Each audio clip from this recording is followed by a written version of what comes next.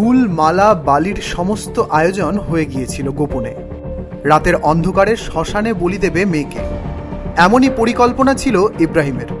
মদ্যপ অবস্থায় স্ত্রীকে নিজের পরিকল্পনার কথা বলে ফেলায় গ্রেপ্তার হতে হলো তাকে।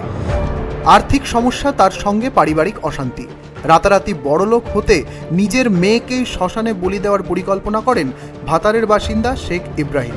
পেশায় শ্রমিক ইব্রাহিম কিছুদিন আগেই কেরালা থেকে বাড়ি ফেরেন। তার এক ছেলে, দুই মেয়ে। মেজ মেয়ের বয়স 2.5 বছর। তার নিজের গ্রামে কিছু ধার দেনা ছিল। এই অবস্থায় ভাগ্য ফেরাতে মেয়েকে বলি দেবে বলে ঠিক করেছিল ইব্রাহিম। সোমবার দুপুরে মদ্যপ অবস্থায় বাড়ি ফেরে সে। মেয়েকে শ্মশানে বলি দেওয়ার কথা নিজের স্ত্রীকে জানান ইব্রাহিম। স্বামীর অসংলগ্ন কথাবার্তায় আতঙ্কিত হয়ে স্ত্রী প্রতিবেশীদের খবর দেয়।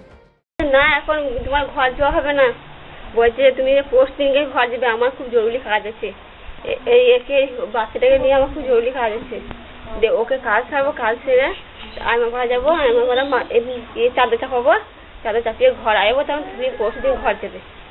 যে আমি বলছি যে ছেলে দিয়ে কি কাজ হবে শুনি, দিয়ে বলছে যে তখন বুঝতে পারবে, তাই বলছে বলি দেবো। কোথায় বলি দেবে বলছিল? ওই শ্মশানতলায়। ইব্রাহিম, যিনি তার 2.5 বছরের কন্যা সন্তানকে শ্মশানে কালীর কাছে বলি দিতে চেয়েছিলেন, সেরিনা যখনই জানতে পারেন তখনই তিনি তার কন্যাকে বাঁচানোর জন্য স্থানীয় মানুষজনকে জানান, গ্রামবাসীদের জানান। সেখান থেকে খবর দেওয়া হয় ভাতার থানায় এবং তারপর শেখ ইব্রাহিমকে অ্যারেস্ট করে নিয়ে যায় ভাতার থানা পুলিশ। বর্ধমান থেকে হ্যাপির সঙ্গে সুজাতা মেহরা, NM নিউজ।